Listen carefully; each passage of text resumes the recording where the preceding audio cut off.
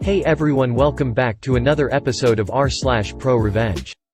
In today's episode, I catfished one of my high school teachers because he was bullying me. With apologies to anyone who sows. Asshole neighbor knocks on my door at 3 a.m. for the last straw today. Before we get into today's episode, remember to subscribe so you never miss a video.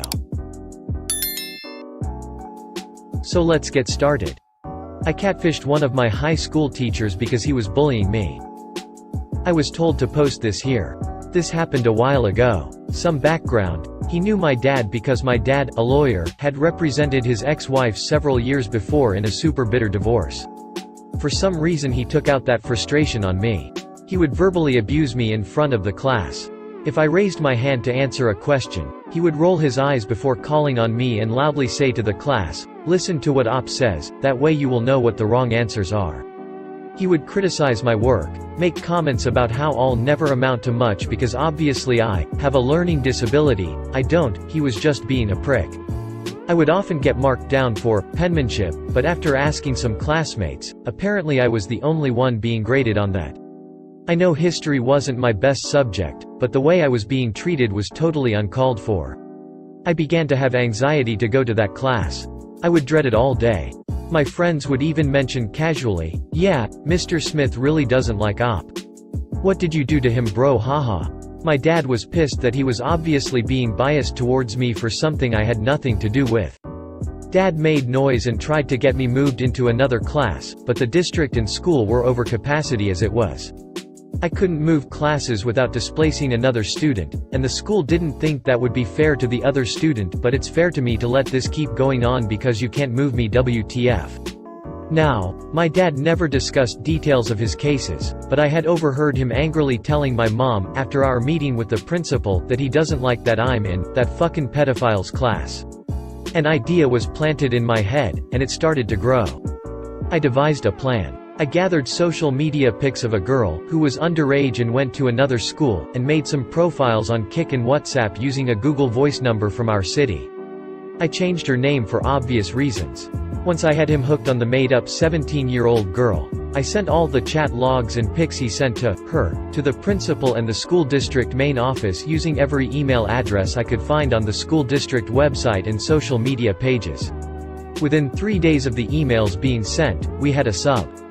All we were told was that Mr. Smith had to take some time off due to personal issues. I still don't know what happened to him after that. I graduated about 3 months after he was put on leave, and never heard from or saw him again. I joined the military and left town about 6 months after this all happened, and have not returned to that city since. One of my friends, who still lives there, told me a while back he saw him working the deli counter at a grocery store not far from where the high school. I never told a single soul, and nobody knows it was me. The rumor mill went wild about him being a pedophile, but nobody knew I had anything to do with it, even though I benefited the most from his departure. I imagine they tracked the girl down and asked her, but she obviously didn't know him. However, the chat logs from WhatsApp show the girl telling him she was 17 about 3 days before he sent the first of many pictures of his junk. So that was probably enough to at least get him fired and lose his teaching certification. I don't regret it, but I would never go so far on anyone again. I was a bitter, moody teen. But when you're being bullied by someone with authority over you, you have to do what you have to do to survive. With apologies to anyone who sows. I was raised by my abusive grandparents. My grandfather isn't worth mentioning, and my grandmother died when I was 15. She had an aneurysm while on the toilet, dying with the same grace she had while alive.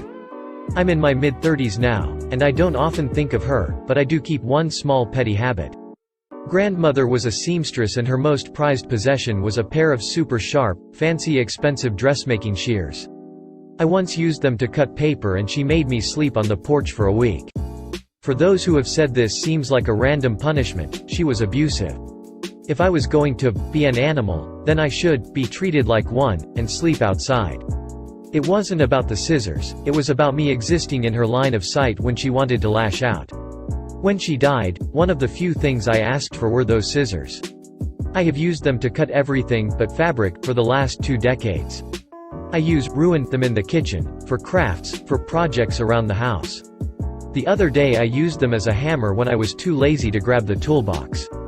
It's stupid and petty, but nothing beats the tiny spark of malicious glee that I feel every time I use those fucking scissors to cut duct tape and then pry open a paint can. Here's to you, Nana. I hope you went to heaven because I know there's nothing you hated more than the happiness of others. Asshole neighbor knocks on my door at 3 a.m. for the last straw today. Backstory: I manage my landlord's IT services in exchange for a couple dollars off my rent. Occasionally, standing up a server or converting systems to VMware, etc. I live in an apartment split in a single-family home with one guy who is on a separate level apartment.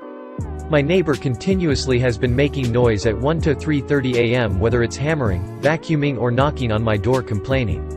My landlord asked him to stop, but after a knock around 3:30 complaining how the internet is slow, I had it. The second time I've awoke due to him knocking on my door in the past 24 hours. I've fucking had it. I logged onto our router last week and blocked all the porn and pettiness. This time I blocked his devices from connecting period until he grows up. It's always him cussing in a drunken rampage at insane hours in the AM. I went to knock on his door around 7 a.m. to tell him to fuck off and we're having internet problems. I'll turn it back on sometime. Next time I'm gonna route his traffic through something and cause a 1-second delay in his streaming. If you made it to the end of the video, thanks for watching. Remember to subscribe and we'll see you in the next video.